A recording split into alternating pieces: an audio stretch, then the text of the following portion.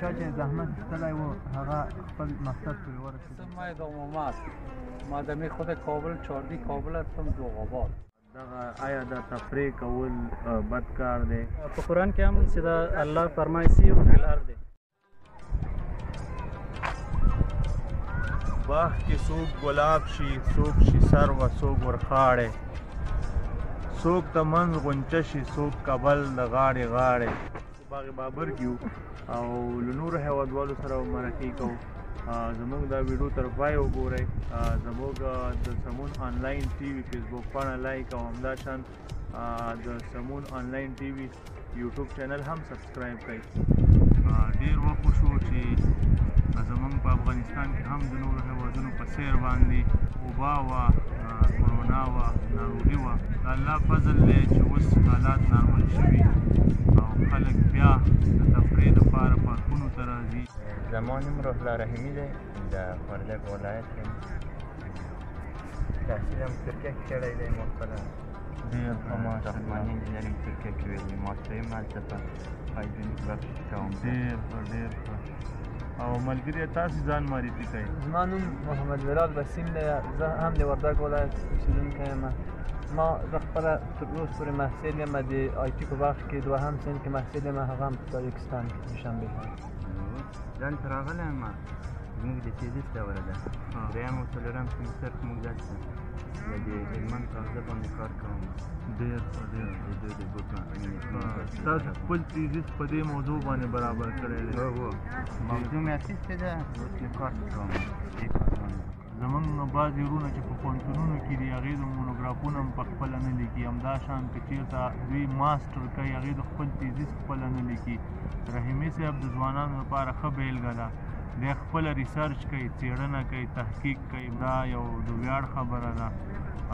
رحیمي صاحب اوس په افغانستان کې زده کړې ډېرې عامې شوي دي. مخکې تګ څنګه دی؟ څه کول پکار دي؟ څومره زده کړې باید یو ځوان وکړي؟ نه، بهتره دا ده چې موږ لیسانس په اول باید موږ لیسانس وکړو. یعنې 12م صنف پورې په افغانستان وضعیت ته چې ګوري اکثریت 12م پورې درس ووایي، بیا لیسانس هم هغه نه لري، لاره نه پیدا کولی شي.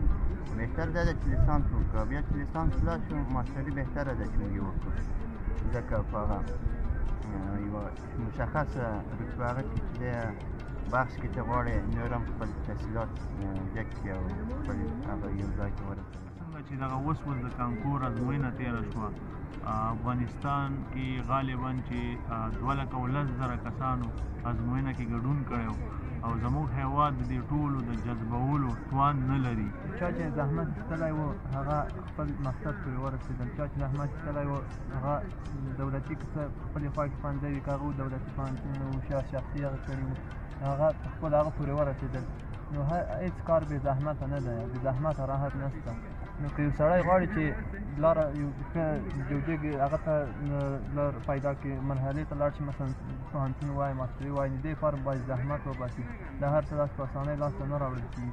نو هغه کسان چې مثلا متاسفانه نه دي بریالي شوي یا خپلو خواښې پوهنځیو ته مثال هغه کړلی شي، مثلا دوباره بیا کوشش وکړي. مثلا کوشش هېڅ وخت داسې نه ده چې مثال امکان نشته، امکان د هر څه شته، خو کوشش او زحمت غواړي. هر څه لپاره باید زحمت وباسي. نو نورې لارې هم کړلی شي، مثلا دی کړلی شي مثلا سکالرشیپونه دي، دی کړلی شي مثلا آنلاین سکالرشیپونه کې ګډون وکړي، مثلا نور د رقابت له لارې سکالرشیپونه راځي، هغې کې ګډون وکړي. او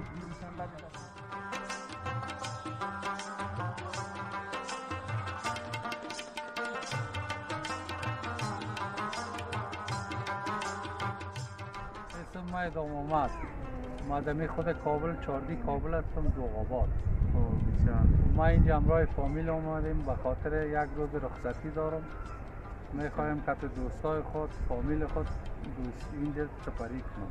ما بسیار خرد بودم، دوران نجیب بود، دوران مکتب ما بود. ما در مکتبم خلاص کردیم و در اینجا زیاد آمدیم، بسیار تفریح آمدیم. ما بسیار خوش هستم. خداوند این خوشی را دائم و شما را آرام داشته باشه، ملک ما را آرامی داشته باشه. الهی امین. ما آرام باشیم، کلگی آرام است. ما کوشش میکنیم که با اقلا ما یک دفعه یک تفریح بیاییم. که خوش و خوشحال باشیم، همه با هم خوش باشیم، دوست صمیمی برادر با هم باشیم.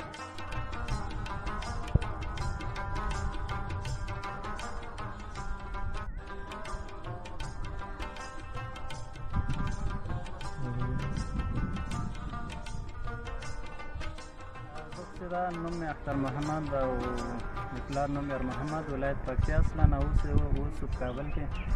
نو کله وری دغه باغو پارکونو باندې چکر ویو، لکه مثلا ځاځي پارک ته او باغ بابور ته.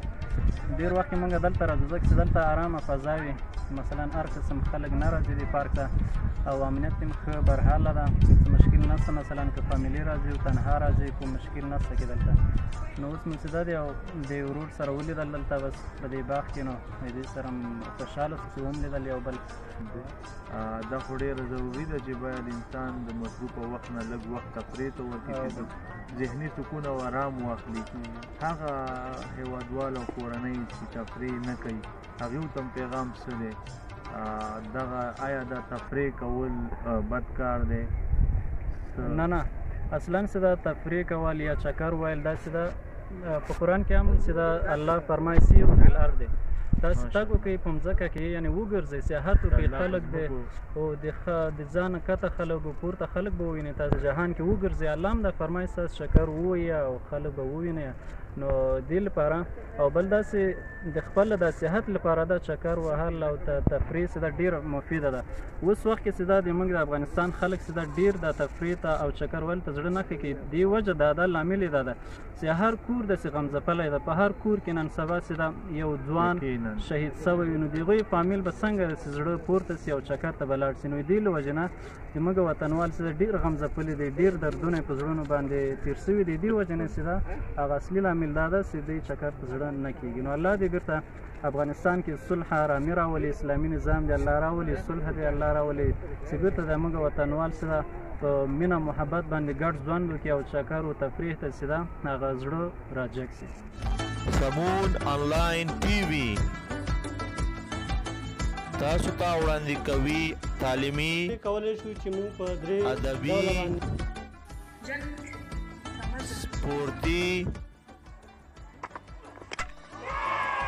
تخنیکی او تفریحي خپرونې زموږ ملتیا وکړئ او زموږ چینل تر سره سبسکرایب کړئ.